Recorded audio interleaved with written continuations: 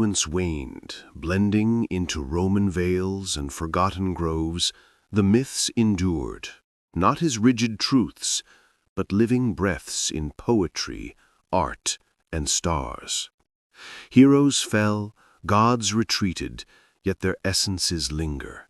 Zeus in thunder's rumble, Athena in wisdom's spark, Aphrodite in love's fleeting glow. Let these tales dissolve into the night, carrying away the day's weight, leaving only peace. If you're still with these whispers, share where you're listening from and the hour's gentle mark. May the myths cradle you to sleep, where new stories await in the dawn's light. Congratulations, you've just awakened in the gritty heart of ancient Rome.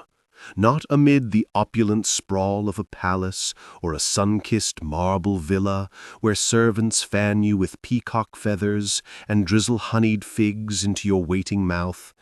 Oh no, fate has dropped you squarely where the real pulse of the empire throbs, in the teeming underbelly, where plumbing is a whispered myth, walls tremble like they're nursing a perpetual hangover, and your upstairs neighbor stomps around with the thunderous grace of a gladiator practicing his victory dance on creaky floorboards.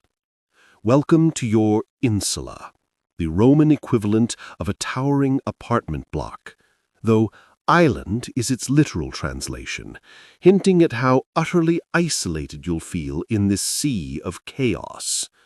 If luck's on your side, you're on the 4th floor. Any higher, and you're practically nesting in the god's attic, where the roof leaks divine disdain. These structures are slapped together from brick, splintered wood, and sheer audacity, swaying gently in the breeze like drunken sentinels propping each other up. Their stability? About as reliable as a stale crust of bread left out in a storm, crumbly, unpredictable, and prone to total collapse. Your room is a glorified nook, roughly the size of a modern broom closet, crammed with a rope-strung cot that's more straw than comfort, and a blanket that's absorbed the essence of every weary soul who's collapsed upon it before you. The walls press in close, damp and mottled with mysterious stains, so intimate that stretching out lets you brush both sides without shifting. Windows? A luxury for the lofty.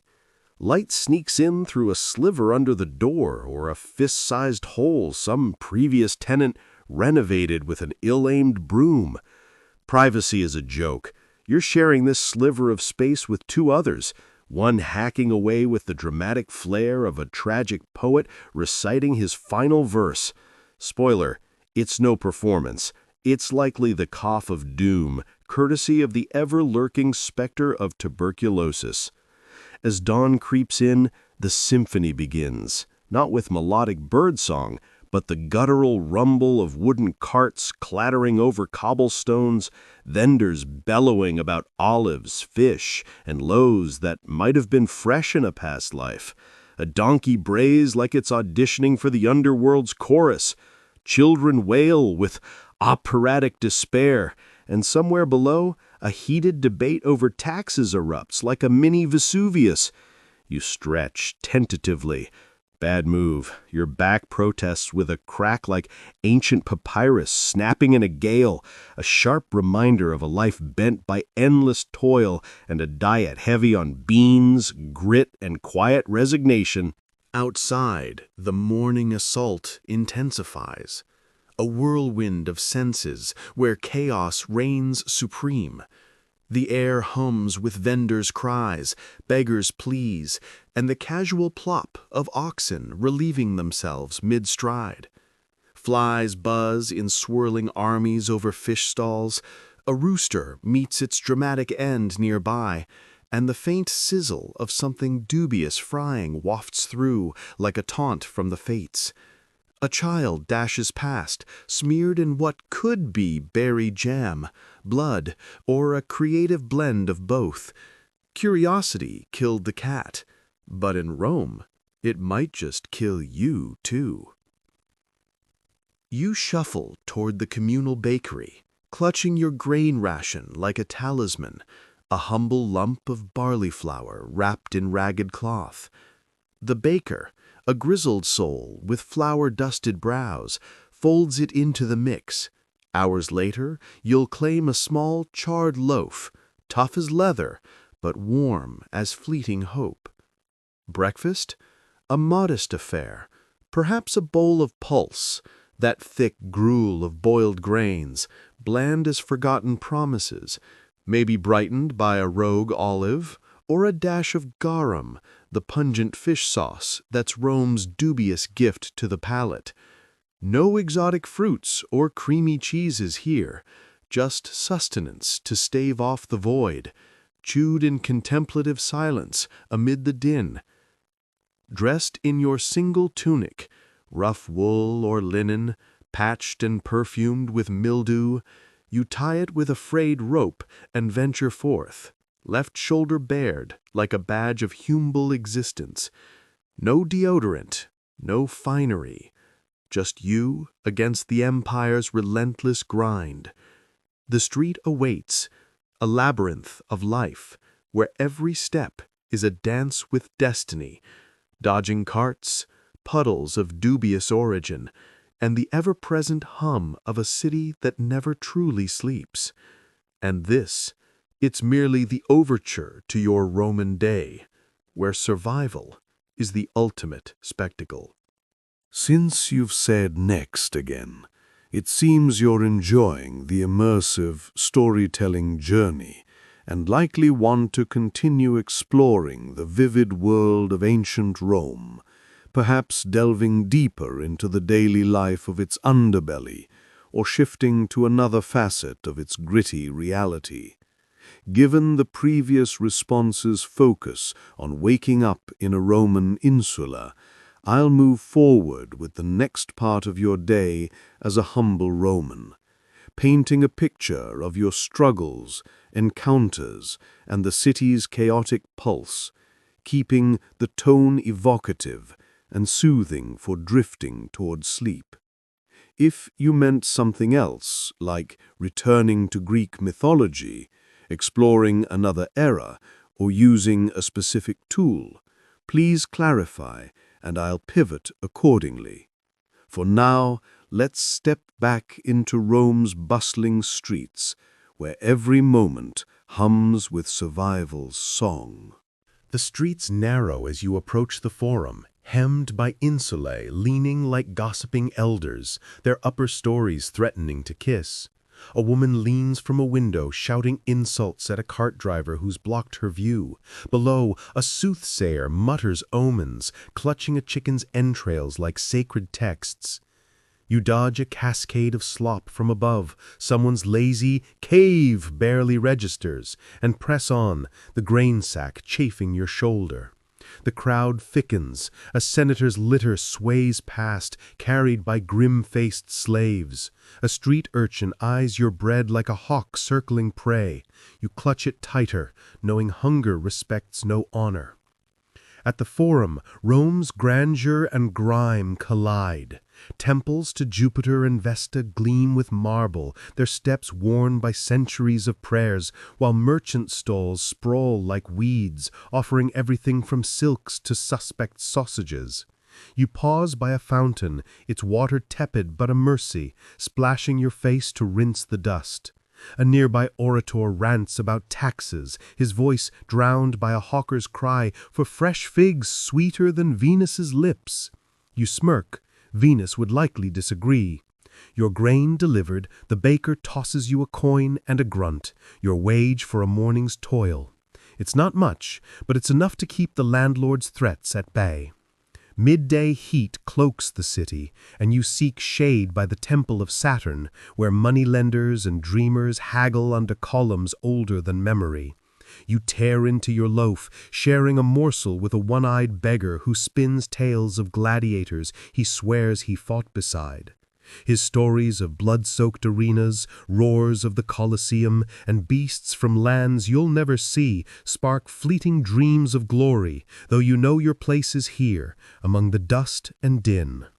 A priestess passes, her robes whispering of rituals you'll never witness, her eyes fixed on some divine horizon. You wonder if the gods notice you at all, or if you're just another ant in their sprawling anthill. As the sun dips, painting the sky with hues of bruised purple, you trudge back to your insula. The streets grow rowdier, taverns spill laughter and brawls, a flute player's tune tangles with a drunkard's song. You pass a graffiti-scrawled wall.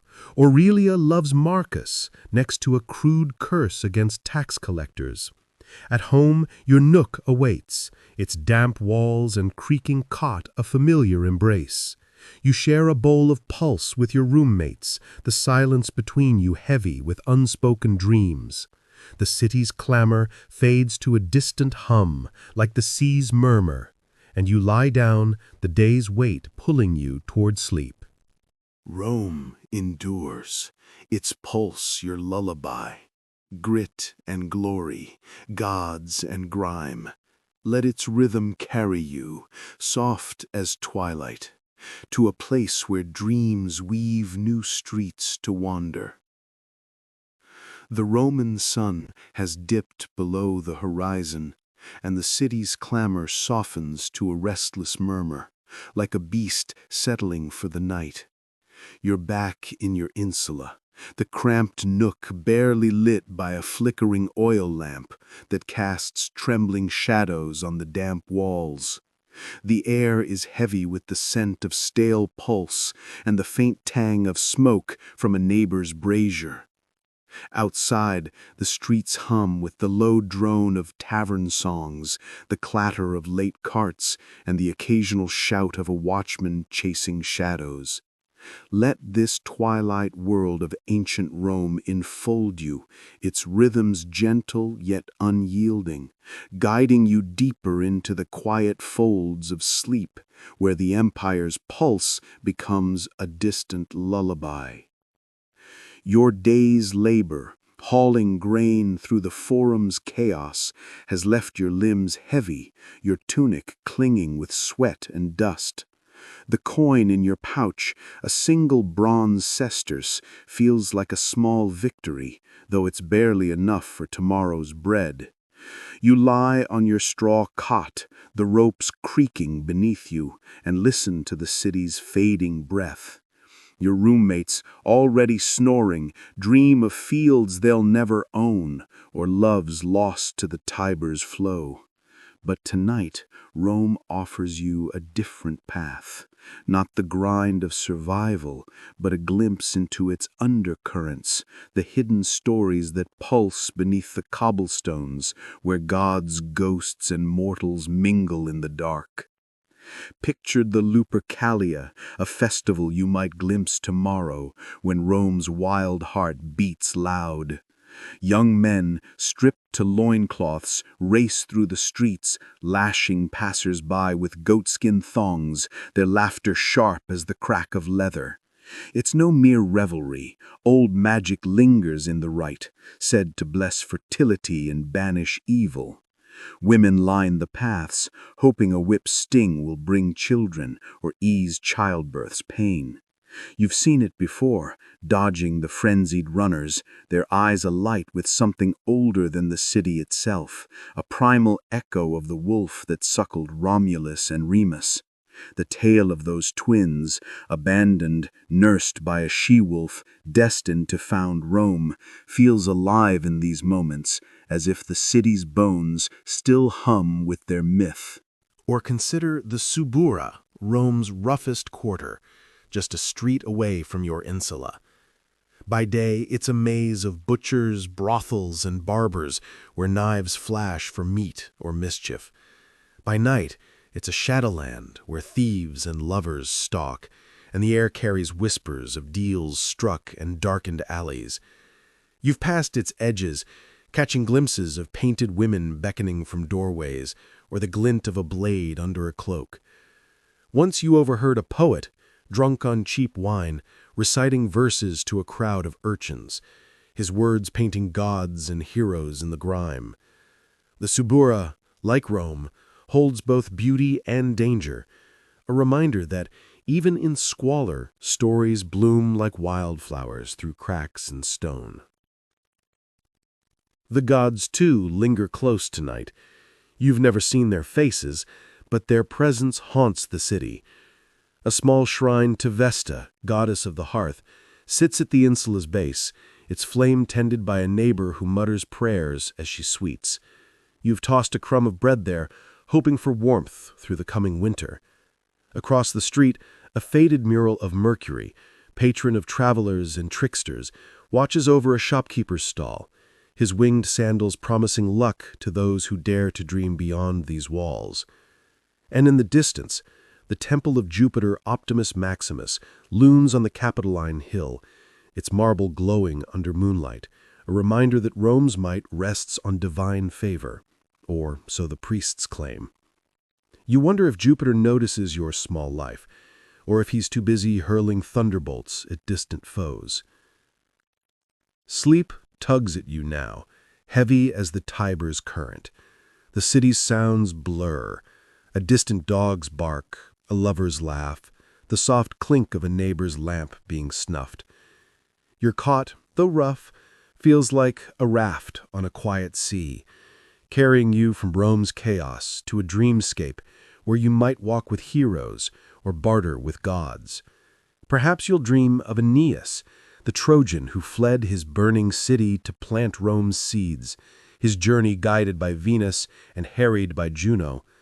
Or maybe you'll wander the underworld, where shades whisper of lives like yours, fleeting yet woven into the empire's endless tapestry.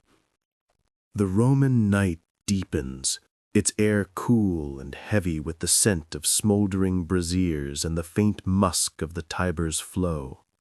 You lie in your insula's cramped nook, the straw cot creaking beneath you, its ropes groaning like the ghosts of forgotten tenants.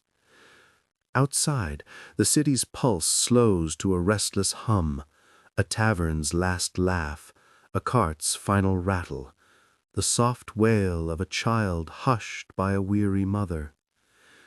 The oil lamp's flicker dances on the walls, painting shadows that seem to whisper tales older than the city itself. Let Rome's quiet breath wrap you like a worn cloak, its stories soft and steady, lulling you toward the gentle tide of sleep, where the empire's echoes become dreams. Tonight, your mind drifts not to the forum's clamor or the Subura's grit, but to the unseen threads that bind Rome's people to their gods and each other, the rituals, superstitions, and whispered hopes that thrive in the dark. Picture yourself rising, not to labor, but to join the city's nocturnal pulse, where the ordinary meets the divine in small sacred moments. The stars above, sharp as augurs' knives, seem to watch, and the night invites you to wander its hidden paths. Step softly to the insula's base, where the tiny shrine to Vesta glows with a single flame, tended by a widow who lives 2 doors down. She's there now, muttering prayers as she sprinkles a pinch of salt into the fire, her hands trembling with devotion. You've seen her before, her eyes fixed on the flame as if it holds answers to questions you've never dared ask. Vesta's hearth is Rome's heart, they say. While her fire burns, the city endures. You toss a crumb of your dwindling loaf into the shrine, a quiet offering for warmth through the coming chill. The flame sputters, and for a moment you feel the weight of countless prayers layered in this small act, a chain linking you to every soul who's knelt here. Beyond the insula, the streets are quieter now, but never silent. You pass a corner where a faded statue of Janus, the two-faced god of beginnings and endings, guards a crossroad. Someone's left a clay cup of wine at his feet, a plea for safe journeys or new ventures. You've heard whispers of Janus's power, how he sees past and future, how his gates open for war and close for peace. A night breeze stirs, and you wonder if he's watching you, a lone figure in Rome's vast tapestry, your small life a thread in his endless weave. Further on, you glimpse a lararium, a household shrine tucked in a baker's shop, its door ajar. Tiny figurines of the lares, guardians of the home, stand beside a statuette of Fortuna, her wheel promising luck or ruin with a spin. The baker, still awake, lights a twig of rosemary, its sharp scent mingling with the night's damp. You've no shrine of your own, your nook's too small, but you carry the lares in your heart, their protection a hope against the fires and fevers that haunt the insula's halls. You nod to the baker, who offers a tired smile, and move on, feeling the god's faint presence like a hand on your shoulder. The Roman dawn creeps in like a thief, slipping through the cracks in your insula's walls with a chill that seeps into your bones. You stir on your straw cot, the ropes beneath you groaning in protest, as if echoing the city's own reluctant awakening. The air hangs thick with the mingled scents of yesterday's pulse and the faint, acrid smoke from a neighbor's dying brazier. Outside, the first carts rumble over cobblestones, their wheels grinding like the mills of fate, while a rooster's crow pierces the haze, summoning the day with unyielding insistence. Let this awakening wrap you softly, its rhythms a gentle tide pulling you from dreams into Rome's unyielding embrace, where every breath is a quiet victory over the night. Your eyes flutter open to the dim glow filtering through that eternal hole in the roof, a makeshift skylight courtesy of some long-gone storm or careless fist. The room, your sliver of empire, is still, save for the soft snores of your roommates, one curled like a question mark against the wall, the other sprawled with the abandon of exhaustion. You rise quietly, your tunic rumpled and stiff from sleep's sweat, and splash your face with water from a cracked clay jug, tepid, faintly metallic, drawn yesterday from the public fountain where stray dogs lap and children splash without a care. No mirror here. You rake fingers through your hair, feeling the grit of Rome's dust already reclaiming you. Breakfast calls, though it's no feast fit for senators. You tear yesterday's loaf, hard as a legionary's shield, and soften it in a cup of posca, that sour blend of vinegar water that kills thirst and germs alike, tasting like regret with a hint of herbs if the gods smiled on the vendor. A few olives, wrinkled but sharp, or a spoonful of pulse left from last night's meager pot complete the meal. You chew slowly, savoring the quiet before the storm, as the city stirs. A child's cry echoes from below, a vendor's first shout pierces the air like a spear, and the distant clang of a blacksmith's hammer signals the forge's rebirth. Dressed in your lone tunic, patched at the elbows, belted with frayed rope, you step out, the wooden stairs creaking underfoot like old bones. The street greets you with its familiar assault, the slosh of slop from an upper window, a lazy cave trailing behind, the buzz of flies over a fishmonger's stall, and the warm waft of baking bread from the communal oven teasing dreams of fullness you'll chase all day. You're bound for work, perhaps the docks, where ships groan with grain from Egypt, or the forum's edges, hauling stone for some emperor's latest vanity. The pay? A handful of bronze, enough to fend off hunger's growl, but never the landlord's glare. A coin or two will be your reward, enough for a crust of bread and a sip of posca at a popina, one of those smoky taverns where laborers gather to trade stories and drown the day's ache. You pause by the riverbank, wiping sweat. Hey there. Tonight, We're drifting far back, not to grand palaces or gleaming marble temples, but to a shadowy era of gods, monsters, and mortals who roamed a world woven from fate and flickering flames. You'll wander through the full tapestry of Greek mythology, from the dawn of chaos to the fading glow of Olympus, and the lingering whispers of legends that still echo in our dreams. You'll encounter heroes who bled for fleeting glory, lovers who dared defy the heavens, and creatures born from swirling sea foam, crackling thunder, and unyielding will. If this gentle weave of tales helps ease you into slumber, feel free to like the video and subscribe, but only if it truly soothes your soul.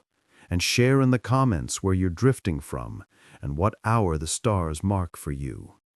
It's oddly comforting to imagine others out there, lulled by these ancient echoes under the same vast sky.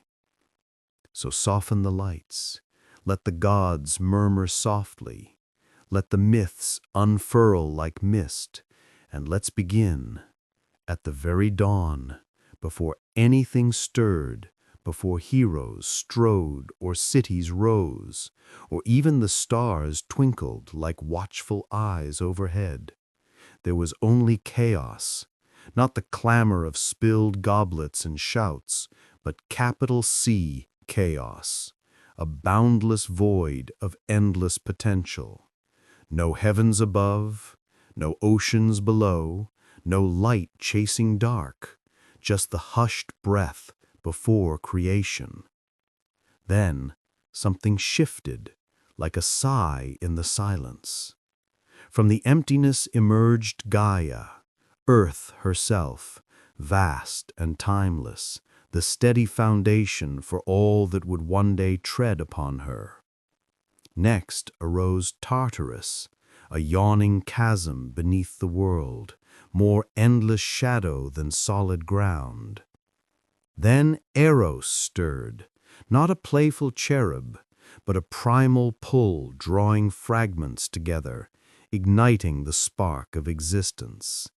From this ethereal dance, more forms took shape. Erebus, the deep darkness, and Nyx, the velvet night, who birthed Hemera, the day, and Aether, the luminous light. But crucially, Gaia brought forth Uranus, the starry sky, who curved protectively over her like a celestial dome. Together, earth and sky sparked the first divine lineage, and like many families, it started with wonder and spiraled into tangled drama. Gaia and Uranus bore 12 children, 6 daughters and 6 sons, the mighty Titans. Among them flowed Oceanus, encircling the world in a watery embrace. Hyperion, bearer of the sun's golden chariot across the heavens. Themis, guardian of sacred laws, and Mnemosyne, whisperer of memories that linger like echoes in stone. These titans were colossal and enigmatic, forged from the essence of earth and sky, destined to mold the cosmos. But Uranus grew uneasy with their raw power, too vast, too unruly, or perhaps too reminiscent of his own untamed youth. In a fit of fear, he thrust them back into Gaia's depths, imprisoning them within their mother's womb, a decision as cruel as it was unwise, for in myths, such acts only brew deeper storms. Gaia, aching from the burden of her confined children, plotted in the quiet dark. She forged a jagged sickle from unyielding stone and whispered her plea to her sons. Silence met her words from most, but Cronus, the youngest Titan, with his keen wit and simmering patience, a perilous blend, stepped forward. He grasped the sickle, eyes gleaming with resolve, and waited in the shadows. When Uranus descended once more to blanket the earth, Cronus struck with swift fury, castrating his father and casting the remnants into the foaming sea. From the spilled blood sprouted eerie beings, the vengeful Erinyes, colossal giants, and the ash-born Meliae. And from the sea's churning foam, where Uranus's essence mingled with waves, emerged Aphrodite, goddess of love and desire, radiant and fully formed, like a pearl from chaos, proving even violence could birth breathtaking beauty. With Uranus dethroned, Cronus ascended as ruler of the cosmos. He released his siblings, ushering in the golden age, where mortals, freshly shaped, dwelled in bliss without toil or tears, and the gods' meddling was but a distant rumble. Yet prophecies, like shadows, clung close. Uranus's final gasp cursed Cronus. One day, his own child would topple him. Having wielded the sickle himself, Cronus vowed to evade fate through a grim ritual, devouring his offspring. He wed his sister Rhea. Divine unions often ignored mortal taboos, and each time she bore a child, he swallowed it whole. Hestia, Demeter, Hera, Hades, Poseidon, trapped in his cavernous belly like secrets never spoken. Rhea, heartbroken after 5 such losses, wove a clever deception. For her 6th birth, she swaddled a stone in cloth and offered it to Cronus, who gulped it down unseeing. The true infant, Zeus, was spirited to Crete's hidden caves, nurtured by nymphs and the magical goat Amalthea, whose milk flowed like stardust. There, amid dripping stalactites and whispered legends of his lost siblings, Zeus matured, strong, strategic, and fueled by a quiet fire of justice. When Zeus emerged from seclusion, he cloaked himself as a humble cupbearer in Cronus's court. With Gaia's ancient brew slipped into his father's wine, a potion as bitter as betrayal and explosive as a volcano, Cronus retched violently, expelling not just the stone, but 5 fully divine siblings, alive and seething with rage. United at last, they declared war. The Titanomachy raged for a decade, shaking the world's foundations. Cronus fortified Mount Othrys with his loyal Titans, Oceanus, Coeus, Crius, elemental Titans whose fury cracked mountains. Zeus claimed Mount Olympus, rallying his kin with cunning over brute force.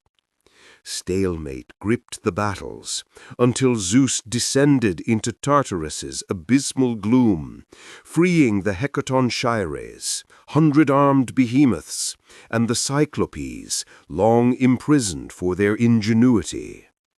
In gratitude, the Cyclopes forged legendary gifts: Zeus's thunderbolt, a sky-splitting fury; Poseidon's trident, quaker of seas; Hades' helm of invisibility, a shroud of shadows.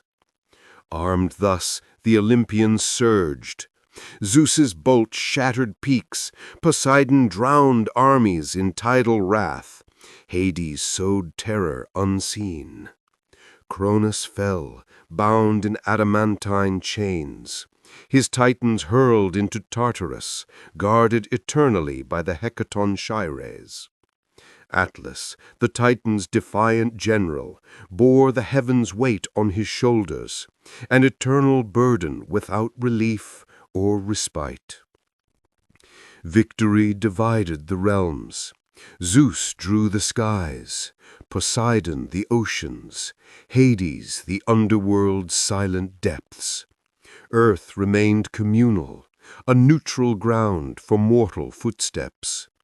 Olympus rose as their celestial throne, where feasts and feuds would unfold, rippling through human fates for eons. The Titans' era faded. The Olympians dawned, pregnant with tales of mortals, monsters, and the inexorable weave of destiny. As the gods reunited amid the war's fading echoes, the cosmos held its breath. Olympus and Othrys loomed like rival sentinels, the air between them crackling with unresolved thunder. War erupted, not with fanfare, but inevitability. Cronus, humbled yet fierce, retreated to Othrys, summoning his ancient allies in a storm of elemental rage.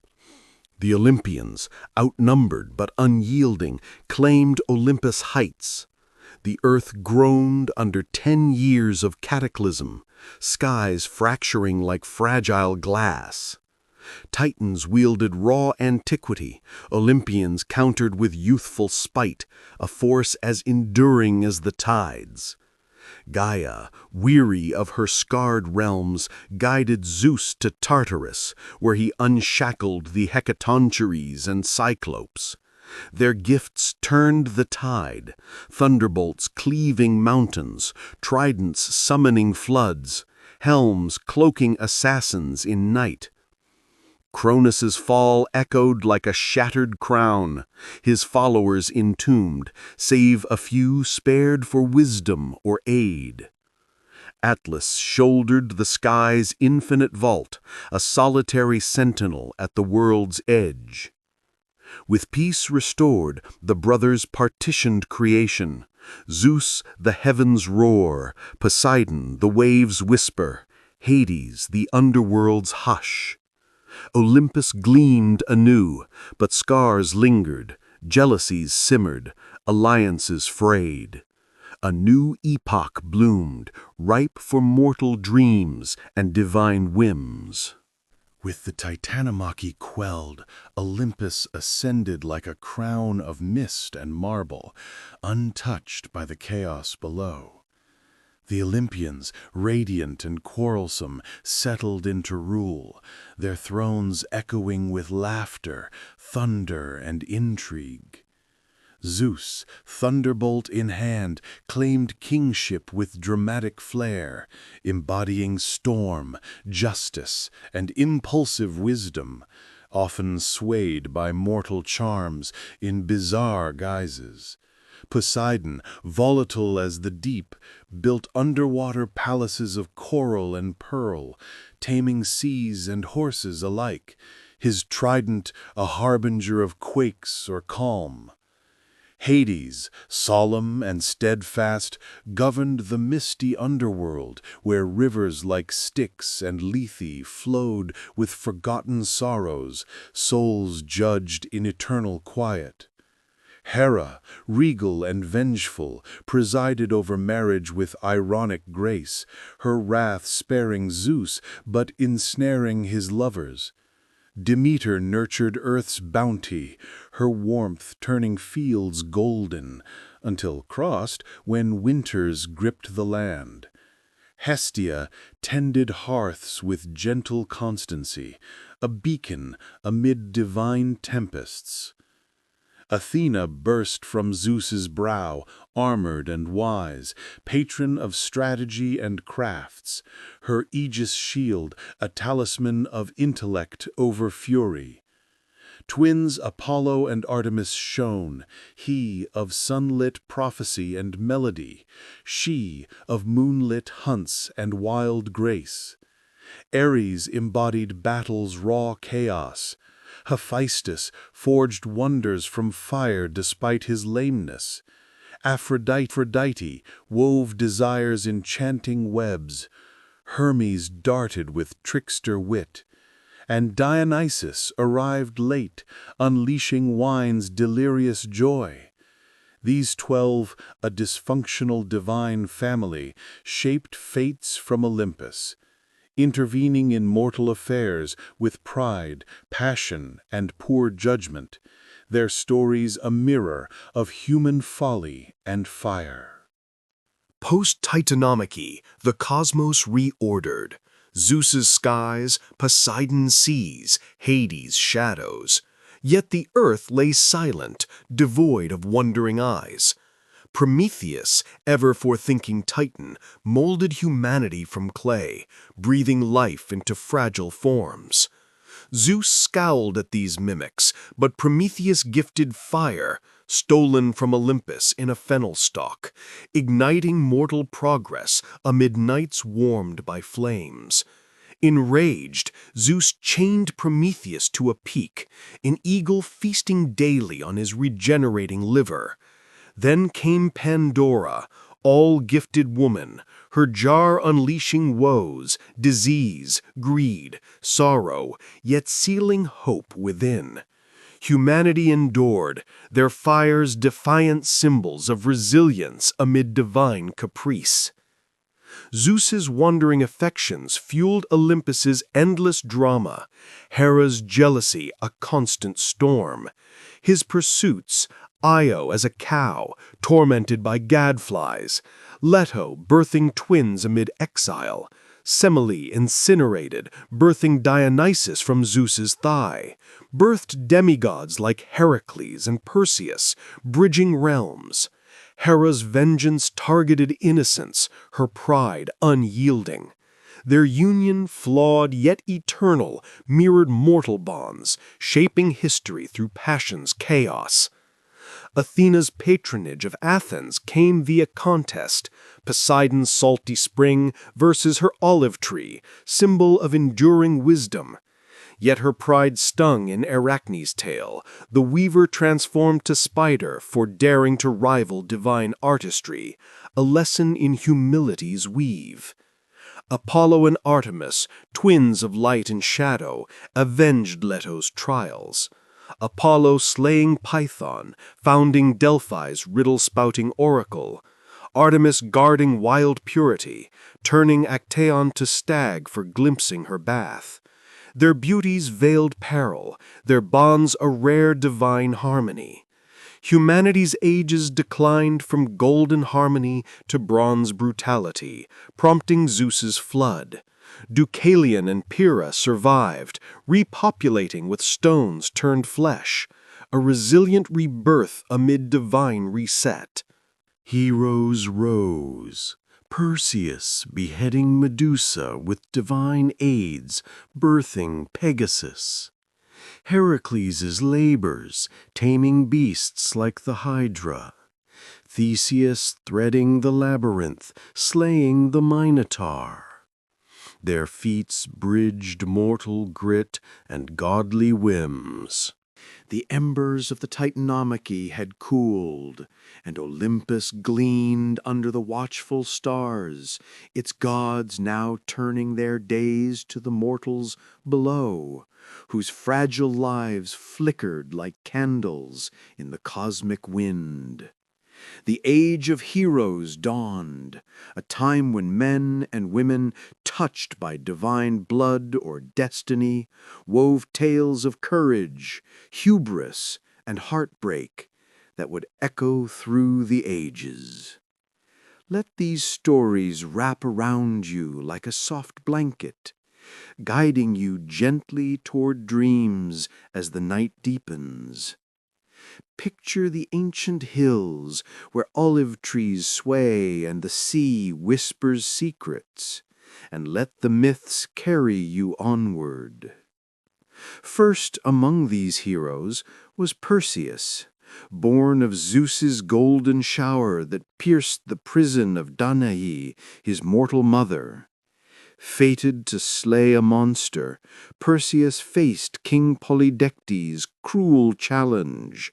Bring back the head of Medusa, the Gorgon whose gaze turned men to stone. The gods, ever meddling, lent their aid. Athena offered a mirrored shield, Hermes a sickle sharp as moonlight, Hades a helm of invisibility, and winged sandals to glide above danger. Perseus crept into the Gorgon's lair, where snakes hissed in place of hair, and with Athena's shield reflecting Medusa's deadly eyes, he struck true.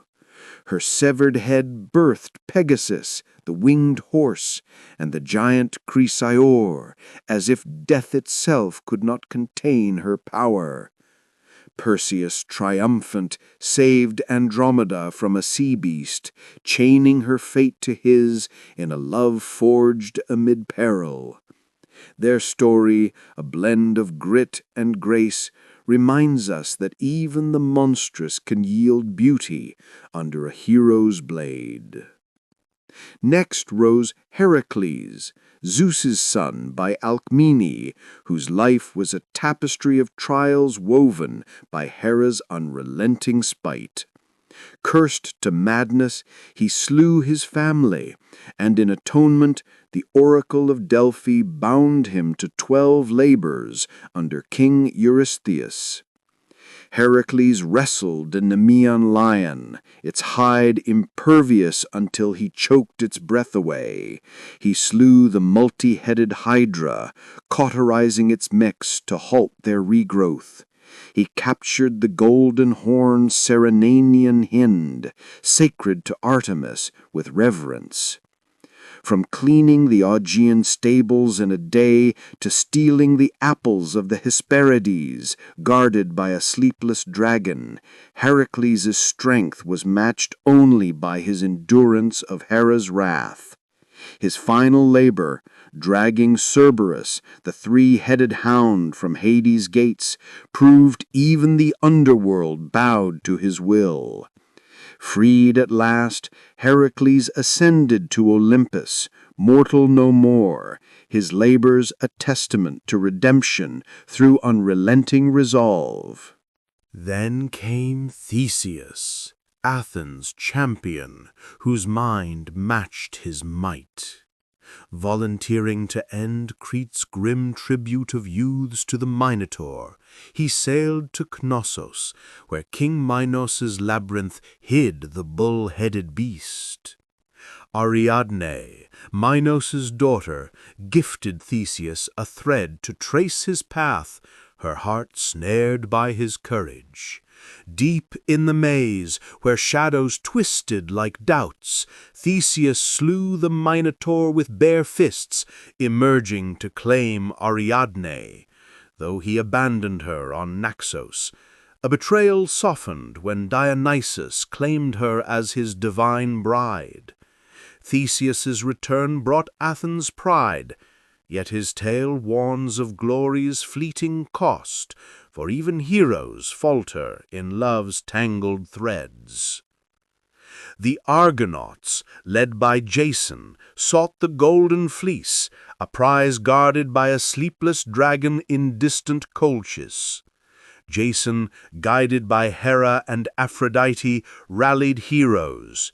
Orpheus with his enchanting lyre, Castor and Pollux with their twin-born might, and Atalanta, swift as the wind. Medea, Colchis' sorceress princess, fell for Jason, her magic easing his trials, yoking fire-breathing bulls, sowing dragon's teeth that sprouted warriors, and lulling the dragon to sleep. The fleece won, Jason and Medea fled, her ruthless acts, slaying her brother to slow pursuit, casting shadows over their triumph. Back in Iolcus, Medea's vengeance on Jason's treacherous uncle sealed their legend. But love soured, and Jason's betrayal of Medea birthed tragedy, her wrath a storm that consumed their children. Their saga whispers of ambition's price and love's double-edged blade. The Trojan War, sparked by Paris of Troy stealing Helen from Sparta, wove gods and mortals into a decade-long tapestry of strife. Agamemnon led the Greeks, with Achilles, whose rage felled Hector, and Odysseus, whose cunning birthed the Trojan horse. Gods took sides, Apollo for Troy, Athena for the Greeks, while mortal blood soaked the plains. The war's end with Troy's fall birthed epics like the Iliad and Odyssey, tales of pride, loss, and journeys homeward, where loyalty and wit outshone even divine favor. These heroes, bound by fate and divine whims, carved paths through a world where gods walked close. Their triumphs and tragedies, Perseus's daring, Heracles' penance, Theseus's cunning, Jason's ambition, Achilles' wrath, mirror our own struggles, magnified by mythic scale. As their stories fade into the night's embrace, let them guide you to a place where dreams weave new legends, where mortal hearts still defy the stars. If you're still drifting with these tales, share in the comments where you're listening from and what hour the night holds for you. Let the myths linger, soft as moonlight, and carry you to rest. Since you've said next again without specifying, I'll assume you're enjoying the soothing journey through Greek mythology and want to continue with more tales from this rich tapestry, progressing to the next chapter of stories. I'll keep the tone gentle and dreamlike, perfect for lulling you toward sleep, focusing on the aftermath of the heroic age and the myths that bridge gods, mortals, and the fading echoes of Olympus. If you meant something else, like a shift to another mythology, a specific hero, or a different feature of my capabilities, like analyzing content, searching the web, or visualizing data, please clarify, and I'll adjust course. For now, let's drift deeper into the myths, where mortal dreams and divine whims intertwine under a starlit sky. The heroic age waned, its champions etched into constellations and epic songs, yet the gods' gaze never strayed far from the mortal world. Their whispers stirred new tales, stories of love's fragile beauty, hubris's sharp sting, and the quiet threads of fate that bound all things. Settle into the night's embrace, let the ancient voices murmur softly, and imagine a world where every breeze carries a god's sigh, every shadow a story. As the myths unfold, let them guide you gently toward slumber, like waves lapping at a distant shore. Picture Orpheus, the bard whose lyre could charm stones and soothe the wildest beasts. Son of Apollo, his music wove sunlight into sound, captivating mortals and gods alike. He loved Eurydice, a nymph whose laughter danced like spring. But fate, ever cruel, struck her down with a serpent's bite, on their wedding day, her soul slipping to Hades' shadowed realm. Heartbroken, Orpheus descended to the underworld, his lyre's lament softening even the Styx's grim flow. Hades and Persephone, moved by his song, allowed Eurydice's return, on one condition. Orpheus must not look back as they climbed to the living world until fully free of the underworld. Step by agonizing step, he led her, his heart pounding with hope. But doubt crept in, and at the threshold of light, he turned. Eurydice vanished, a fading wisp, her final whisper lost to the dark. Orpheus wandered, singing of loss, until Maenads, frenzied by Dionysus, tore him apart. Yet his lyre played on, floating down rivers, a testament to love's fragile defiance of death. Then came Pygmalion, the sculptor of Cyprus, who shunned mortal women, finding them flawed beside his art. From ivory he carved a maiden so perfect she seemed to breathe, Galatea, his silent muse. Consumed by longing, he prayed to Aphrodite, who kindled life in the statue's cold form. Galatea awoke, her eyes meeting Pygmalion's with a love as real as his devotion. Their union, a miracle of art and divine grace, whispers of creation's power to bridge the heart's deepest desires, a tale to warm you as the night grows still. The gods themselves wove dramas no less poignant.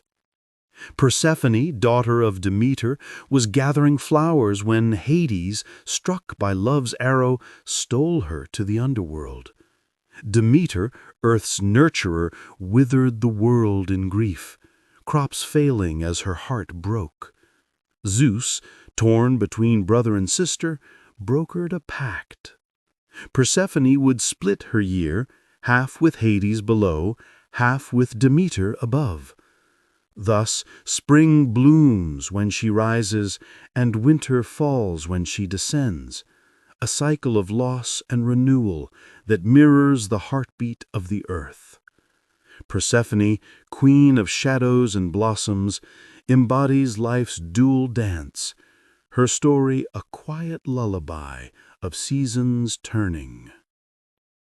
Icarus, son of craftsman Daedalus, flew too close to the sun, his tail a warning etched in wax and feathers.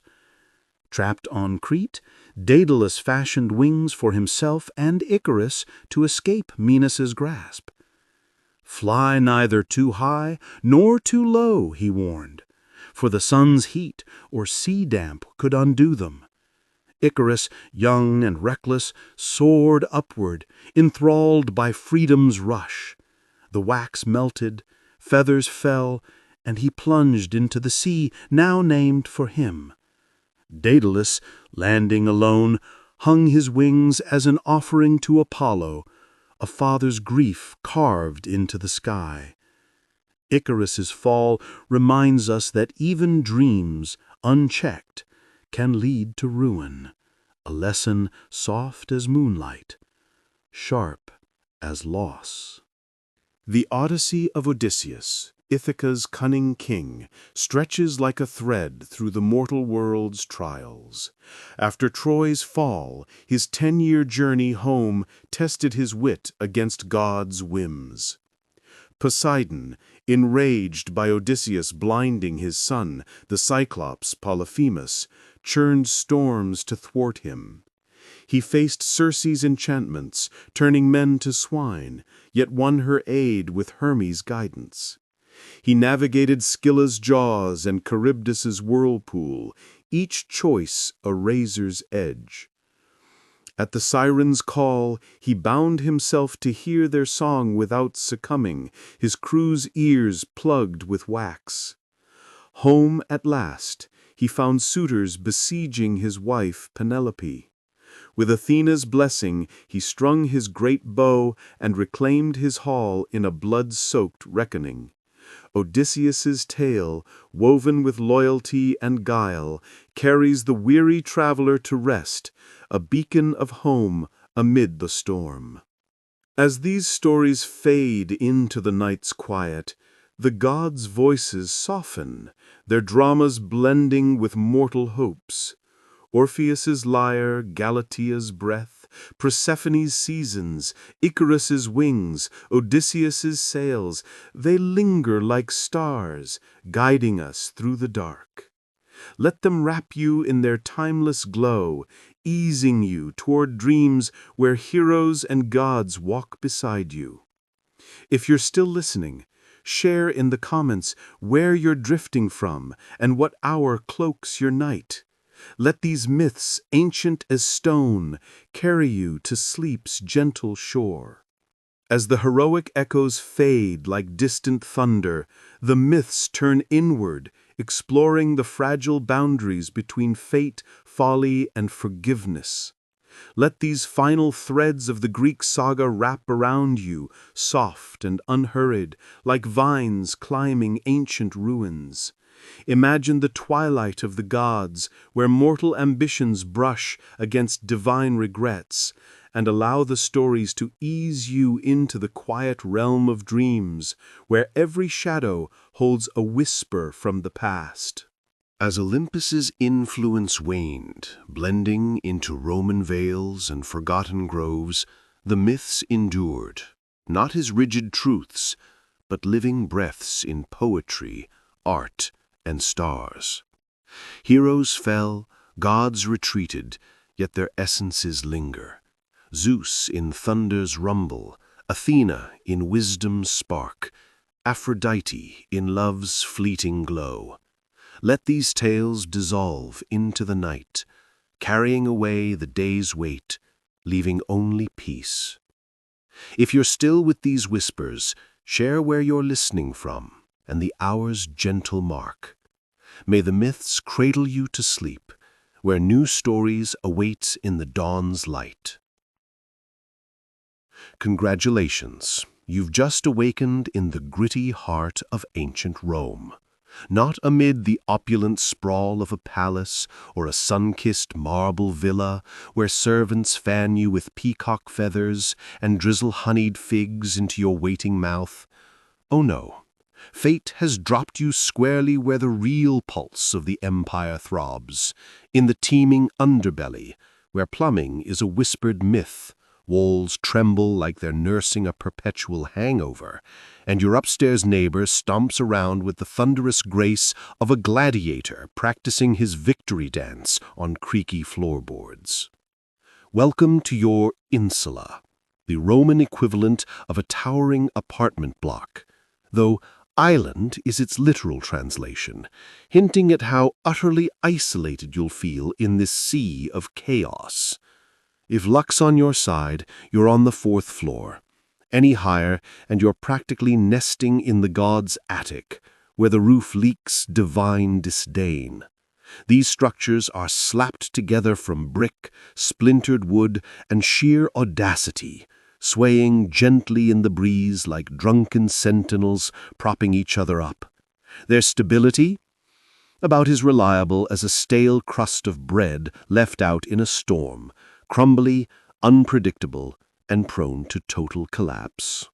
Your room is a glorified nook, roughly the size of a modern broom closet, crammed with a rope-strung cot that's more straw than comfort, and a blanket that's absorbed the essence of every weary soul who's collapsed upon it before you.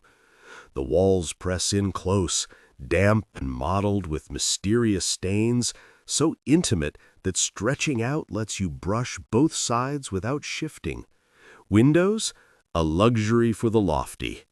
Light sneaks in through a sliver under the door or a fist-sized hole some previous tenant renovated with an ill-aimed broom. Privacy is a joke. You're sharing this sliver of space with 2 others, one hacking away with the dramatic flair of a tragic poet reciting his final verse. Spoiler, it's no performance. It's likely the cough of doom, courtesy of the ever-lurking specter of tuberculosis. As dawn creeps in, the symphony begins, not with melodic birdsong, but the guttural rumble of wooden carts clattering over cobblestones, vendors bellowing about olives, fish, and loaves that might have been fresh in a past life. A donkey brays like it's auditioning for the underworld's chorus. Children wail with operatic despair, and somewhere below, a heated debate over taxes erupts like a mini Vesuvius. You stretch tentatively.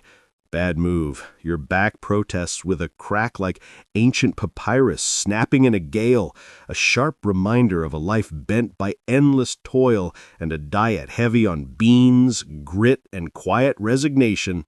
Outside, the morning assault intensifies. A whirlwind of senses where chaos reigns supreme. The air hums with vendors' cries, beggars' pleas, and the casual plop of oxen relieving themselves mid-stride.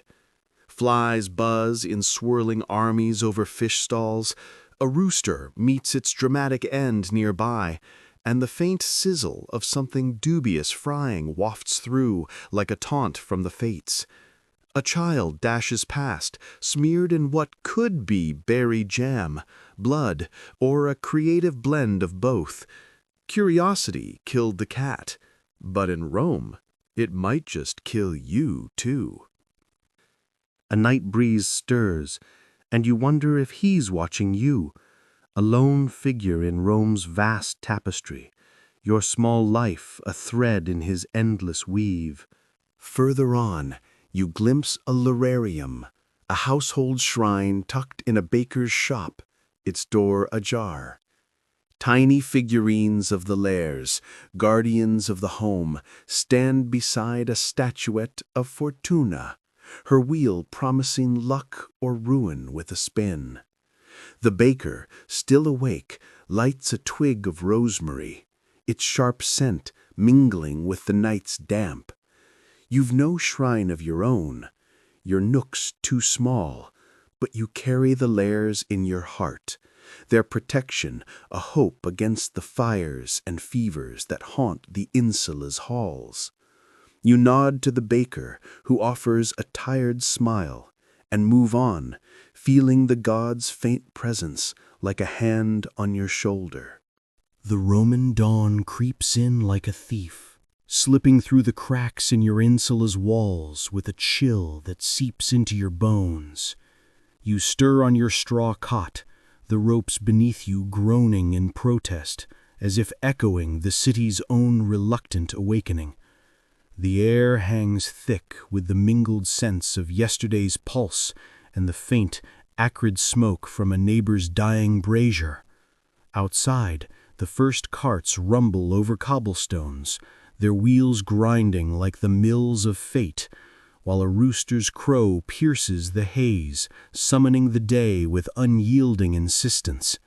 Let this awakening wrap you softly, its rhythms a gentle tide pulling you from dreams into Rome's unyielding embrace, where every breath is a quiet victory over the night. Your eyes flutter open to the dim glow filtering through that eternal hole in the roof, a makeshift skylight courtesy of some long-gone storm or careless fist. The room, your sliver of empire, is still, save for the soft snores of your roommates, one curled like a question mark against the wall, the other sprawled with the abandon of exhaustion. You rise quietly, your tunic rumpled and stiff from sleep's sweat, and splash your face with water from a cracked clay jug, tepid, faintly metallic, drawn yesterday from the public fountain where stray dogs lap and children splash without a care. No mirror here. You rake fingers through your hair, feeling the grit of Rome's dust already reclaiming you. Breakfast calls, though it's no feast fit for senators. You tear yesterday's loaf, hard as a legionary's shield, and soften it in a cup of posca, that sour blend of vinegar water that kills thirst and germs alike, tasting like regret with a hint of herbs if the gods smiled on the vendor. A few olives, wrinkled but sharp, or a spoonful of pulse left from last night's meager pot complete the meal. You chew slowly, savoring the quiet before the storm, as the city stirs. A child's cry echoes from below, a vendor's first shout pierces the air like a spear, and the distant clang of a blacksmith's hammer signals the forge's rebirth. Dressed in your lone tunic, patched at the elbows, belted with frayed rope, you step out, the wooden stairs creaking underfoot like old bones. The street greets you with its familiar assault, the slosh of slop from an upper window, a lazy cave trailing behind, the buzz of flies over a fishmonger's stall, and the warm waft of baking bread from the communal oven teasing dreams of fullness you'll chase all day. You're bound for work, perhaps the docks, where ships groan with grain from Egypt, or the forum's edges, hauling stone for some emperor's latest vanity. The pay? A handful of bronze, enough to fend off hunger's growl, but never the landlord's glare. A coin or two will be your reward. enough for a crust of bread and a sip of posca at a popina, one of those smoky taverns where laborers gather to trade stories and drown the day's ache. You pause by the riverbank, wiping sweat from your brow, and catch a glimpse of a merchant's ship, its sails taut with promise. For a moment you imagine sailing beyond Rome's grasp, to Alexandria's gleaming lighthouse or the wild shores of Britannia. But the foreman's shout snaps you back. Dreams are for the rich. You have sacks to carry. The Tiber reflects the city's sprawl. Temples gleaming on distant hills, the Colosseum's shadow looming like a sleeping giant, and the endless insulae leaning together as if sharing secrets.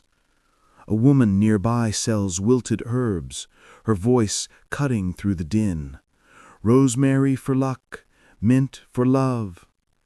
You've no coin to spare, but her words spark a memory of your insula's Vesta shrine, its flame of faint hope against the dark. You press on, dodging a cart piled with amphoras, its driver cursing a stray dog that nips at his wheels. The dog, mangy but defiant, reminds you of yourself. Surviving on scraps, yet still here, still moving. Midday looms, and the docks grow quieter as laborers seek shade. You find a spot under a warped awning, sharing a loaf with a fellow porter, a wiry man from Syria who speaks of stars guiding his journey to Rome. His tales of deserts and gods with strange names blend with the river's lap, weaving a tapestry as rich as any senator's mosaic. You nod, half listening, your eyes tracing the Tiber's flow, where a child tosses pebbles, each ripple a fleeting mark on the eternal city. As the sun arcs toward afternoon, you'll return to the docks, your labor a small stitch in Rome's vast fabric. The city's heartbeat, grit, glory, and unspoken dreams, carries you forward, its rhythm softening as the day wears on. Let it guide you now, a gentle current pulling you toward sleep's quiet shore, where the Tiber's whispers become your own. The Roman afternoon unfurls like a worn scroll, the sun now a blazing chariot high overhead, baking the cobblestones and drawing sweat from every pore. You've left the dock's clamor behind, your shoulders aching from the morning's haul, the Tiber's muddy scent still clinging to your tunic like an unwelcome companion. The city's rhythm shifts, less frantic rush, more languid heat, as laborers seek fleeting shade, and the elite retreat to their shaded atria. Let this golden haze envelop you softly, its warmth a gentle cradle, rocking you toward the quiet whispers of evening, where Rome's stories blend with the fading light, easing you into sleep's warm embrace. Your path leads through the Forum Boarium, the cattle market where beasts low and merchants haggle over hides, horns, and the occasional exotic import from Africa's wilds, a striped zebra or a caged bird with feathers like emeralds. The air thickens here with the musk of animals and the sharp bite of bargaining, voices rising in a cacophony of Latin, Greek, and tongues from beyond the empire's edges.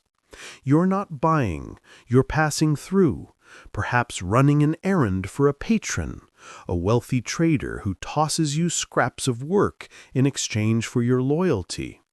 Today, it's delivering a sealed scroll to his villa on the Aventine Hill, the parchment heavy with secrets you'll never know. The climb up the hill tests your legs, the path winding past grand homes with frescoed walls and gardens blooming with roses and myrtle. You glimpse slaves tending fountains, their movements graceful yet chained, while a matron in silk lounges on a couch, fanned by a boy with eyes as distant as the Nile. Envy flickers, brief as a spark, but you push it down. Such thoughts invite Juno's jealousy, or worse, the evil eye. A roadside shrine to Hercules, the hero of labors like yours, offers a moment's pause. You touch its base, murmuring thanks for strength, and press on. The villa's gate swings open at your knock, a doorman's gruff nod your only welcome. You hand over the scroll, receive a curt well done and a copper coin. Your patron's favor, thin as it is, might mean steadier work tomorrow. Descending, the city sprawls below like a living mosaic. The Circus Maximus's vast oval, where chariots will thunder come festival time. The Palatine's palaces, where emperors plot and poets pine, and the endless rooftops of insulae, red-tiled waves hiding lives like yours. Hunger gnaws now, midday's call pulling you to a popina tucked in a narrow alley. The tavern's dim interior welcomes with the sizzle of sausages and the yeasty tang of beer. You trade your coin for a bowl of lentils stewed with leeks and a hunk of cheese sharp and crumbly. Seated on a rickety stool, you eat amid the hum of conversation. A veteran spinning yarns of Gaul's forests, a washerwoman complaining of endless linens, a gambler eyeing dice with hopeful greed. Their voices weave a tapestry of Rome's underbelly, stories of triumphs small and sorrows shared, reminding you that in this vast city you're not alone. The afternoon wanes, shadows lengthening like fingers reaching for the west. You'll return to the streets soon, perhaps scavenging for odd jobs, a message to run, a load to lift, before evening calls you home. Rome's light softens, its heat yielding to a breeze that carries hints of jasmine from hidden gardens. Let the city's fading glow carry you, a soft current toward rest, where the day's labors dissolve into dreams of distant shores and forgotten glories. If you're still drifting, share where you're listening from and what hour the night claims. Let Rome's ancient warmth guide you to sleep's serene harbor.